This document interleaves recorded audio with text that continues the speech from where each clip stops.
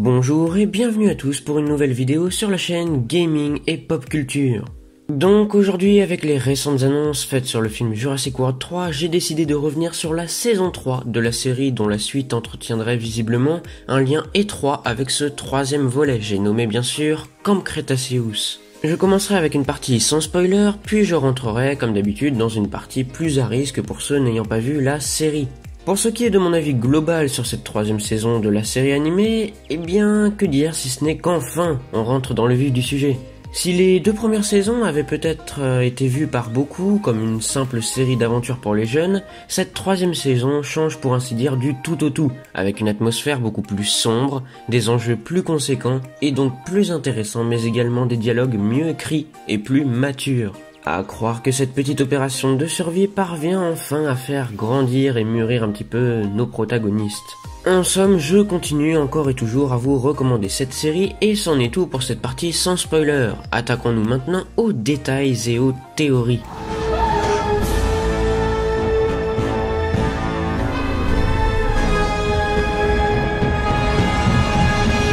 L'un des aspects les plus cool de la saison 3, c'est le fait qu'elle s'appuie sur la mythologie de Jurassic Park avec de nombreuses références, non seulement aux films antérieurs, mais aussi au roman originel de Michael Crichton, comme l'auront remarqué les plus pointilleux. Par exemple, dans plusieurs épisodes, les campeurs se retrouvent au centre d'accueil du parc d'origine. Je relève également la musique originale de John Williams qui est, je trouve, en tout cas beaucoup plus présente, à notre plus grand plaisir bien sûr, donnant comme une vague de nostalgie qui fait du bien. Je parlais précédemment de l'écriture des personnages qui est ici plus travaillée. Le meilleur exemple est selon moi les tensions qui vont éclater entre les différents personnages, permettant de casser cet effet que nous avions et qui nous laissait penser qu'ils n'avaient pas l'air plus traumatisés que ça par leur situation. Alors qu'ici, bien que le groupe soit plus soudé que jamais, chacun fait part de ses doutes, de ses frayeurs, ce qui nous fait oublier le paramètre de série animée au profit d'un véritable récit plus humain. L'un des grands points forts de cette saison est sans nul doute ces dinosaures qui, en plus d'être eux aussi mieux développés, nous permettent de mieux comprendre l'ampleur du problème ou du danger en tout cas qui attend nos campeurs. Car oui, si le Scorpius Rex, donc le nouvel hybride qui nous a été présenté dans cette série, a été mis en hibernation artificielle au lieu d'être présenté avec le parc d'origine à l'époque de son ouverture, c'est parce que le professeur Wu avait créé quelque chose finalement de plus proche du monstre que du dinosaure.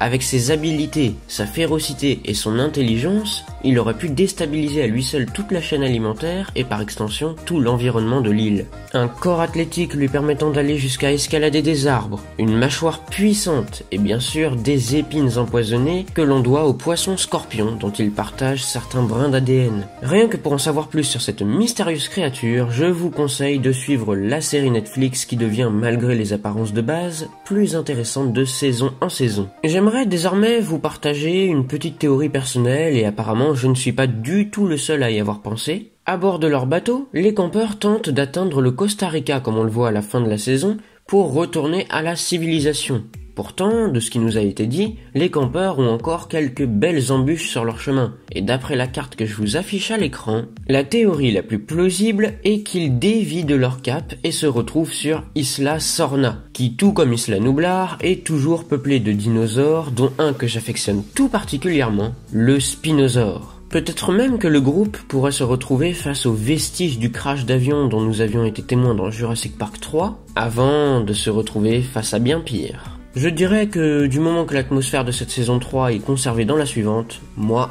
ça me va. Et vous, tout du moins pour ceux qui suivent la série, n'hésitez pas à me dire ce que vous en avez pensé et quelles sont vos attentes et théories pour la suite. Personnellement, si je n'accordais que les notes de 6 et 7 sur 10 aux saisons 1 et 2, je mets un 8 sur 10 bien mérité à la troisième saison qui, je pense, saura plaire même aux plus vieux fans. Si cette vidéo t'a plu, n'hésite pas à la liker et à la partager. Abonne-toi pour rejoindre la team et pour plus de délire, sache que tu peux aussi rejoindre le serveur Discord de la chaîne qui est en description. C'était LJDD, sur ce, moi je vous dis à plus.